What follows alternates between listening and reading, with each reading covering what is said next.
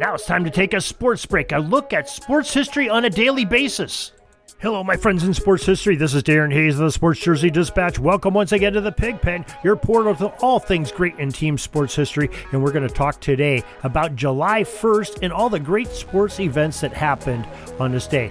And we have a lot of old school today. Most of these dates are before uniform numbers were worn in baseball and football and basketball and other sports. And some have to do with some of the team and foundations and stadiums. So let's get right at it.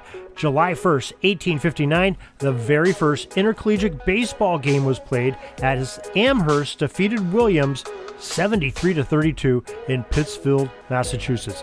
I'm not quite sure they had the whole concept down on how to get somebody out with a score like that.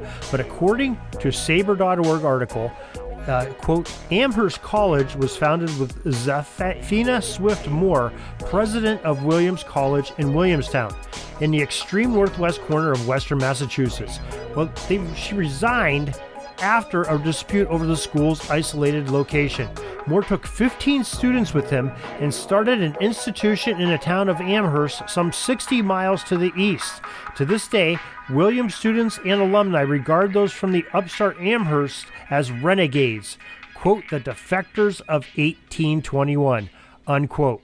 Well, the game was played under the Massachusetts rule in 1859, otherwise known as round ball. Some aspects of the variation of baseball include the fact that all ground was fair, there was no foul territory, runners could be put out by being hit by a thrown ball, and a single out ended each inning. Sounds a lot like my kickball games in my neighborhood when I was a kid. It didn't really get measured by an amount of innings or frames, as they were called them, but just by a predetermined score. In this case, the number was 65. Well, the lopsided 73-32 score, though, Amherst gave Williams, which in fact went over the agreed-upon 65-run limit during a 10-run, 26th inning. Remember, by rule, the innings were just 1 out long, and 3.5 hours to play that game really pretty much equaled the length of a modern game. And the Sabre Post also included the fact that, all in all, quote, there were only 2 fewer outs recorded than in a modern 9-inning contest we have today, unquote. On July 1st, 1910, the Chicago White Sox Park, which was later called Comiskey Park, opened up for some business of baseball. The St. Louis Browns beat those White Sox 2-0 in that game. July 1st, 1916, Pittsburgh shortstop Honus Wagner, at the ripe old age of 42 years and 4 months, hit the ball hard and ran like the wind in Cincinnati to become the oldest player to hit an inside-the-park home run. The Buccos needed that run, too, that day, as they won over the Reds by the score of 2-1.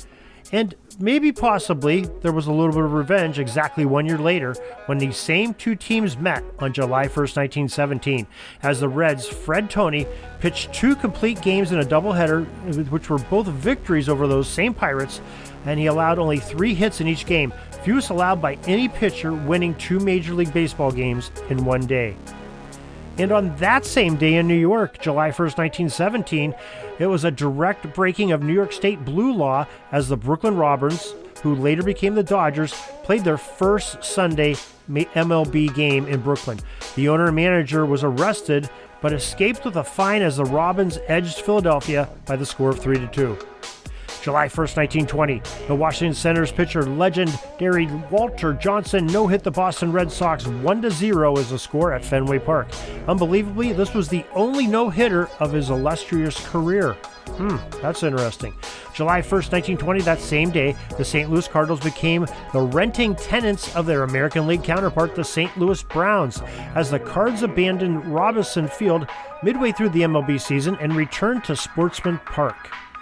And July 1st, 1931, Cleveland Municipal Stadium, home of the MLB Indians and NFL Browns, opened up with 78,189 in seating capacity, and the old stadium was demolished in 1996 as the Indians moved to Jacobs Field, which is now Progressive Field, and the Cleveland Browns, they moved to their new stadium, which was Cleveland Browns Stadium. I'm not quite sure what it's called now. It might be Progressive Field. Not sure. What I do know after the Baker Mayfield commercials is that the code to get into it is 6. We hope you enjoyed this little bit of history in the sports break. Hope you'll join us each and every day, and we'll talk to you tomorrow. Have a great sports history day. Sorry, but my pitching coach just called timeout and he's coming out to the mound. I think I'm going to get yanked for a reliever. We'll see you back tomorrow for some more great sports history on Sports Jersey Dispatch Podcast. We invite you to check out our websites, jerseydispatch.com and pigskindispatch.com. Not only see the daily sports history, but to experience the preservation of great events and people that play the games. Find us on Pigskin Dispatch. It's also on social media outlets of Facebook, Twitter, Instagram, and don't forget the Pigskin Dispatch YouTube channel to get all your daily sports history.